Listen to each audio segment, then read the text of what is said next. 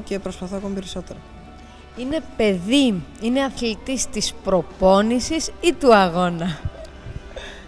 Ο Στέφανος βασικά είναι παιδί του αγώνα. Είναι αθλητής του αγώνα. Στην προπόνηση πολλές φορές δεν δίνει τον εαυτό. Ίσως και μια κερκίδα πρέπει να φτιάξετε. Δεν ξέρω, κάτι να εισηγηθούμε να φτιάξουμε μια κερκίδα. Επειδή είναι άθλημα επίδειξη, συνήθως και πιστεύω περισσότερος κόσμος, όταν θες να επιδείξεις κάτι και υπάρχει κόσμος να το δει, αποδίδεις περισσότερο. Εντάξει, υπάρχουν και αθλητές όμως που στον πολύ κόσμο λίγο φρενάρουν γιατί φοβούνται ίσως την αποτυχία, φοβούνται κάποια πτώση. Ο Στέφανος είναι παιδί του αγώνα. Θέλει δηλαδή αυτό που κάνει να το δει ο άλλος και να το χειροκροτήσει. Και πολλές φορές, ενώ δεν είμαστε έτοιμοι σε μια προετοιμασία για να κατέβουμε σε ένα αγώνα, τη στιγμή που πάμε θα δούμε, θα το κάνουμε, δεν θα το κάνουμε το πρόγραμμα, θα βγει, δεν θα βγει. Πιστεύω ότι κατά βάθος εγώ ότι στο τέλος θα το κάνει, επειδή ξέρω ότι η ψυχολογία του ανεβαίνει πολύ καλή στον αγώνα. Τι είναι αυτό που σε τονώνει πριν από κάποιο αγώνα, Στέφανο? Πριν από κάποιο αγώνα δεν υπάρχει κάτι συγκεκριμένο. Συνήθως προσπαθώ να συγκεντρώνομαι κάπου ήσυχα, να βάζω στο μυαλό μου τι πρέπει να κάνω και απλώς να ανεβαίνω στο τραμπολίνο και να εκτελώ τις ασκήσεις μου. Ο κόσμος γύρω που σε βλέπει σε ψυχώνει, σε βοηθάει, σε συγκρίσει ας πούμε στην προπόνηση. Έτσι προσπαθείς να δείξεις το καλύτερο σε αυτό και αυτός με το μέρος του είναι ο δεύτερος παίκτης πάνω στο τραμπολίνο. Ο ρόλος σας λίγο πριν τον αγώνα του Στέφανου? Ο ρόλος μου ανάλογα με την ψυχολογία του Στέφανου. Εάν βλέπω ότι έχει μια πεσμένη ψυχολογία, προσπαθώ όσο γίνεται να τον ενθαρρύνω. Συνήθως δεν είναι έτσι. Μόνο μια φορά σε ένα διεθνές meeting που κατέβει είχε πέσει η ψυχολογία του. Εντάξει, προσπαθήσαμε ό,τι κάναμε, στην πρόκριση δεν πήγαμε καλά, στο τελικό τα καταφέραμε. Εάν έχει καλή ψυχολογία, δεν τον πολύ πειράζω, τον αφήνω όπως είναι. Μόνο του ελεύθερο για να κάνει το πρόγραμμά του. Δεν του χαλάσω τη διάθεση. Στέφανε, το πρώτο μετάλλιο πώς ήρθε για σένα? Κοιτάξτε, το πρώτο μετάλλιο σίγουρα είναι η μεγαλύτερη χαρά που μπορείς να πάρεις, γιατί δεν έχεις ξαναζήσει κάτι παρόμοιο.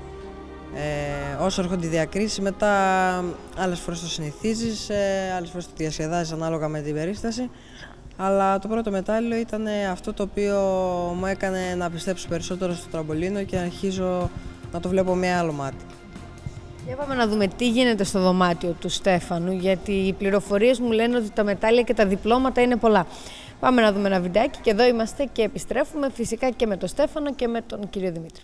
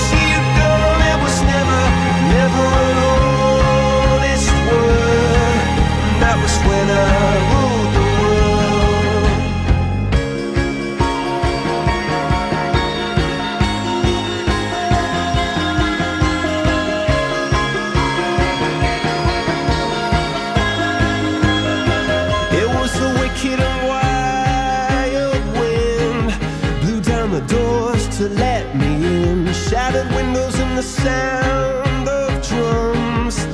People couldn't believe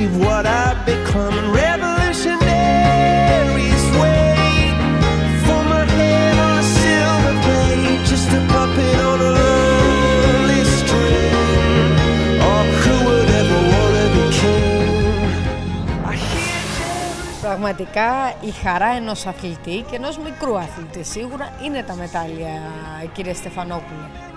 Ναι, πάλι στο αρχικό επίπεδο. Επιβράβευση. Ναι, επιβράβευση. Εντάξει, στο αρχικό επίπεδο τα παιδιά πολλοί ακόμα δεν γνωρίζουν την έννοια του μεταλλίου. Εντάξει, θέλουν να κάνουν περισσότερο, τους αρέσει το τραμπολίνο, δεν μιλάνε για τραμπολίνο, να παίξουν, δεν καταλαβαίνουν ακόμα πού πάνε, πού θα φτάσουν. Στην πορεία όμως, όταν ξεκινήσουν οι πρώτοι αγώνες, πλέον μπαίνουν στη φάση αυτή, ότι πάμε να κερδίσουμε ένα μετάλλιο. Το είχατε αυτό και με τον Στέφανο?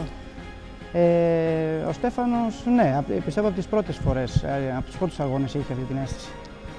Δηλαδή δεν τον είχα εγώ από πάρα πολύ μικρό. Συνήθως τα παιδιά των 4-5 χρονών ακόμα περισσότερο παίζουν.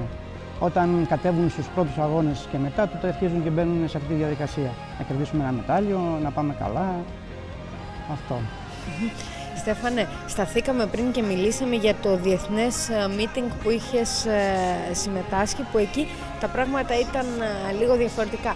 Υπάρχει άγχος τελικά από ένα πανελλήνιο πρωτάθλημα σε ένα ευρωπαϊκό meeting, σε οτιδήποτε? Δηλαδή, επειδή το επίπεδο στο εξωτερικό είναι πιο υψηλό, αυτό σε αγχώνει όταν παίρνεις μέρος σε τέτοιους αγώνες? Σίγουρα ο πύχης ανεβαίνει, ανάλογα με το πρωτάθλημα και τον αγώνα. Απ' τη μία σε κάνει να προσπαθείς να ανεβαίνεις σε επίπεδο και να δείχνεις περισσότερα πράγματα.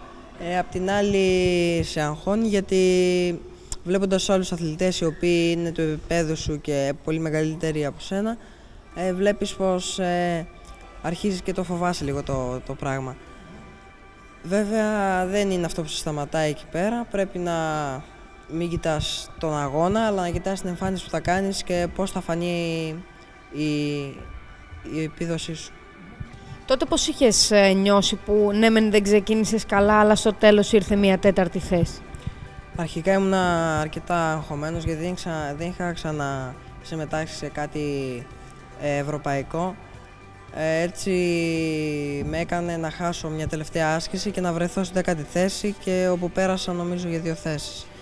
Αλλά στον τελικό τα άφησα όλα πίσω, άφησα όλο το άγχος που με κυριαρχούσε και προσπάθησα να τα δώσω όλα και βγήκε κάτι καλύτερο. Έτσι ήρθα στην 4η θέση, αν και δεν πήρα κάποιο μετάλλιο. Η 4η θέση μέσα σε τόσους αθλητές είναι κάτι πολύ μεγάλο.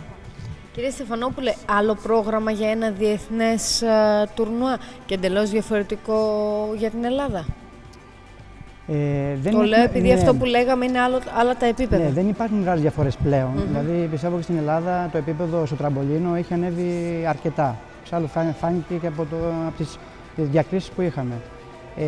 Όχι, δεν κοιτάμε το πρόγραμμα που θα κάνουμε στο Πανελλήνιο να είναι κάτι εισάξιο και ένα διεθνές meeting.